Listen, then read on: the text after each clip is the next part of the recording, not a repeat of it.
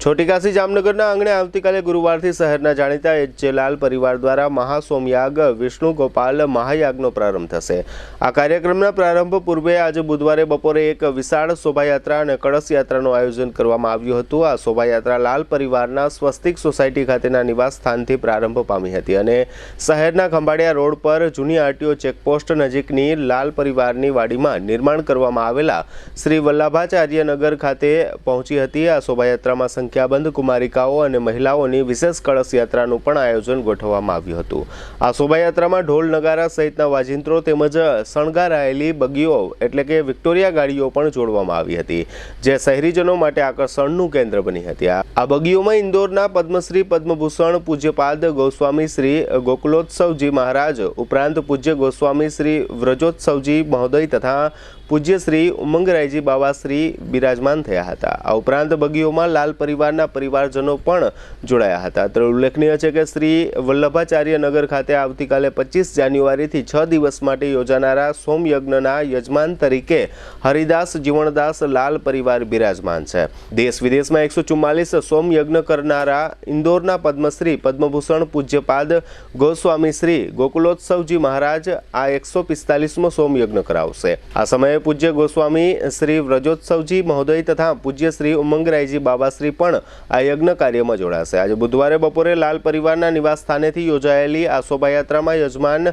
लाल परिवारना अशोकभाई लाल तथा Jitubhai Lal, mayor Vinodbhai Khimsuriya, standing कमिटीना चेरमेन निलेशभाई कगथरा, शहर बीजेपीना पूर्व अध्यक्ष अशोकभाई नंदा तथा जीटीपीएल जामनगर न्यूज़ना मैनेजिंग एडिटर जयेशभाई रूपारेलिया उपरांत शिक्षण समितिना चेरमेन मनीषभाई कनखरा तेमज कॉर्पोरेटरो सुभाषभाई जोशी और जयेन्द्रसिंह झाला, डिम्पलबेन रावल तेमज भारतीय जनता पार्टीना वोर्ड नंबर 3 ना अग्रणी राजूभाई मारफतिया, डॉक्टर एडी रूपारेलिया वगैरह विविध क्षेत्रना आगेवानो और आमंत्रितो मोटी संख्या में जोड़ाया हता। समग्र हालार में सौप्रथम वखत आ सोमयज्ञનું आयोजन કરવામાં આવ્યું છે, જેમાં સોમયજ્ઞની પ્રદક્ષિણા 24 કલાક કરી શકાશે।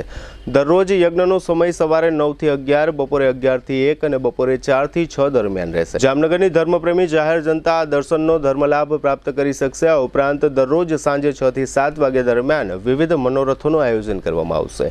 આ સમગ્ર આયોજન દરમિયાન જે કોઈ વૈષ્ણવો અને શ્રદ્ધાળુઓ યજ્ઞના દર્શન અને પ્રદક્ષિણા માટે યજ્ઞ સ્થળે પહોંચે તે તમામ श्रद्धालुओं माटे दररोज बपोरे महाप्रसादनुं पण आयोजन लाल परिवार द्वारा गोठववामां आव्युं छे। आज बुधवारे योजायेली आ शोभायात्रा प्रसंगे लाल परिवारना मोभी अने मुख्य यजमान अशोकभाई लाले मीडिया समक्ष आपेली विगतो अत्रे प्रस्तुत छे।